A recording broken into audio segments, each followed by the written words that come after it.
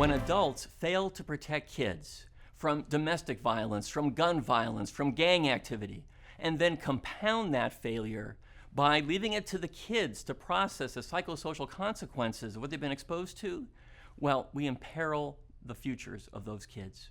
That's because without a timely and effective intervention, a kid who's exposed to the trauma of violence, especially on a sustained basis, will never have their brain develop as was biologically destined.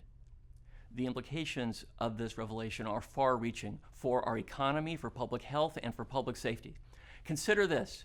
When I convened a Blue Ribbon panel last year on school safety, LAUSD experts came to testify, and they told us that more than a quarter, 26% of thousands of kids they surveyed, come to school every day at high risk of trauma.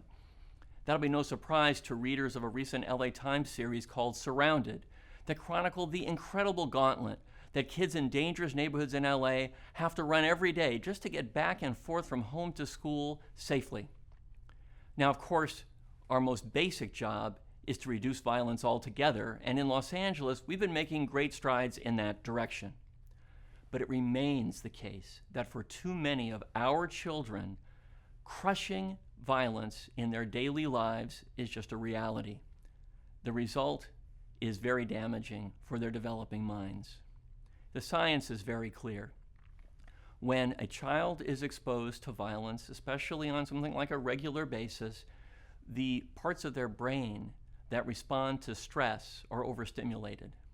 So that means there's a chemical imbalance that occurs, and abnormal neurological development happens. And here's what that looks like for the kid. A child will be hypervigilant. They'll respond to what they consider to be a very dangerous world now in extreme ways, sometimes violent ways. They'll have difficulty making attachments to other people, developing relationships of trust with adults and peers. They'll have trouble focusing on the task at hand. These are the kinds of symptoms that veterans of war exhibit when they come home and suffer from post-traumatic stress disorder. This is an emerging public health crisis.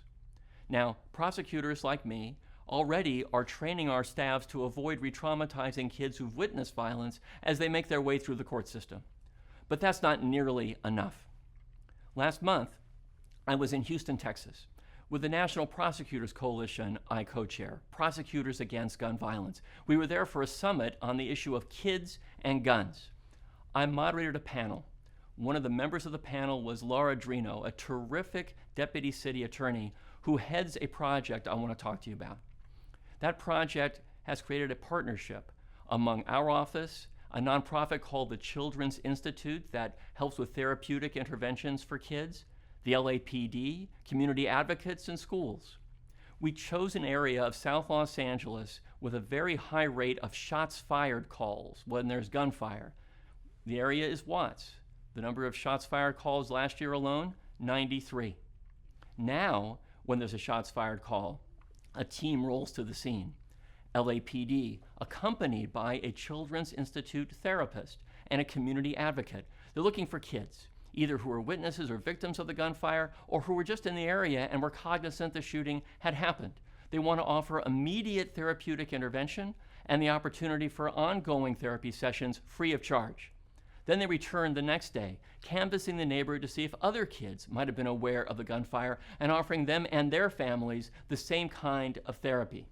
The goal, within 24 hours of a shooting, there should be every kid in the community given the opportunity to take advantage of this therapy. In addition, our team is engaged in community education because parents, teachers, law enforcement, and others need to understand the signs of trauma that kids might be exhibiting. Because if we can catch these signs at an early stage and get them the interventions that they need, they have a chance not to succumb to the problems I've described. This is cutting-edge work, and I'm hoping to replicate it, not just throughout Los Angeles, but to make this a catalyst for change here and beyond, because every kid deserves to be able to fulfill their full potential. I'm Mike Feuer, the Los Angeles City Attorney. Thanks for watching.